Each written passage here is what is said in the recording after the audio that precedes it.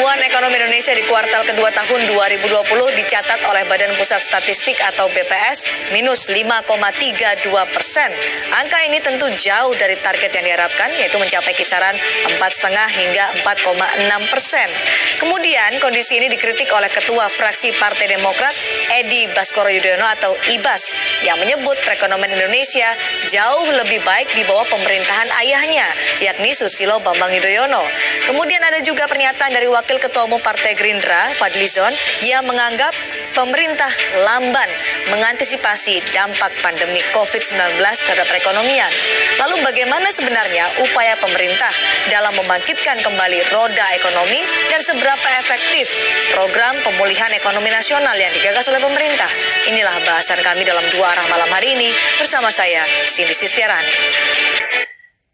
Ada kritikan yang dilontarkan oleh Ketua Fraksi Partai Demokrat Edi Baskoro Yudhoyono terhadap kinerja pemerintah dalam hal ekonomi. Inilah bahasan kita yang soal kritikan ekonomi di tengah pandemi bersama narasumber yang telah hadir di studio Dua Arah dan juga bergabung melalui Zoom. Di studio sudah hadir Pak Misbakun, anggota DPR RI dari fraksi Partai Golkar, Pak Didi Rahbini, ekonom juga ada Mas Dhani Amrul Ihdan, tenaga ahli utama KSP. Bergabung juga Wakil Ketua Umum DPP Partai Demokrat Bu Vera datang. Oke.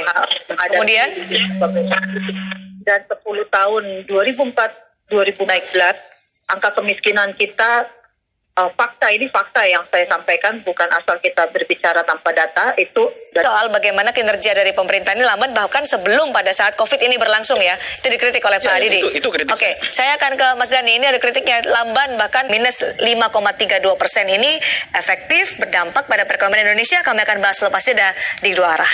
Penjajak pendapat yang dilakukan oleh Litbang Kompas pada tanggal 4 hingga 5 Agustus 2020 dengan pertanyaan kepada publik atau responden, apakah berbagai kebijakan yang dikeluarkan oleh pemerintah dahulu, karena tadi disebutkan oleh Presiden Joko Widodo bahwa ada 215 negara yang ekonomi.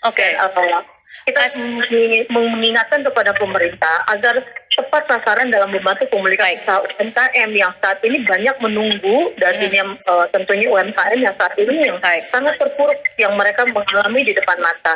Nah, saya akan ke Mas Dhani dulu ya. Dibutuhkan oleh pemerintah saat ini, Presiden Jokowi harus melakukan hal koordinasi yang tepat kepada para pembantunya. Jadi lagi-lagi persoalan masalah leadership yang Mas itu ada yang namanya administrative governance, political governance, dan juga economic governance.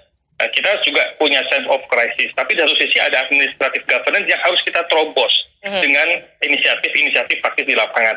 Nah, oleh karena itu ini didorong supaya peranan kantor staf presiden ikut lebih efisien dan juga lebih tepat. Coba dilihat di media. Ya, Mas Dhani, jadi tidak bisa menangkap peluang di tengah krisis, itu yang disayangkan oleh Pak Didi.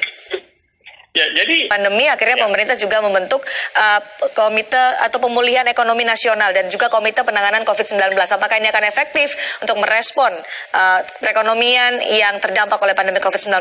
Kami akan kembali selepas jeda.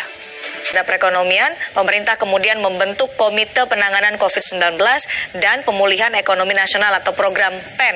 Nah, Litbang Kompas juga menanyakan kepada responden pada tanggal 4 hingga 5 Agustus 2020, apakah pembentukan, menurut Anda, apakah tepat dibentuk Komite Penanganan? Banyak harus melakukan hal ini. Pak Budi Gunawan selaku Wamen merangkap Wakil Komut Pertamina. Dan juga harus fokus dan prioritas terhadap bagaimana melakukan pengelolaan BUMN ini agar kondisi permasalahan Pertamina dan PLN, Garuda, BUMN juga yang lainnya. Oke, tadi bahkan disebutkan nanti mungkin saja ini berpotensi ketidaksinkronan ketika Komite Penanganan COVID-19 dan juga program pemulihan ekonomi nasional ini akan berjalan. Mas Dhani. Tidak menghindari ego-ego sektoral. Oke, baik. Menghindari ego sektoral. Baik, Mas Dhani.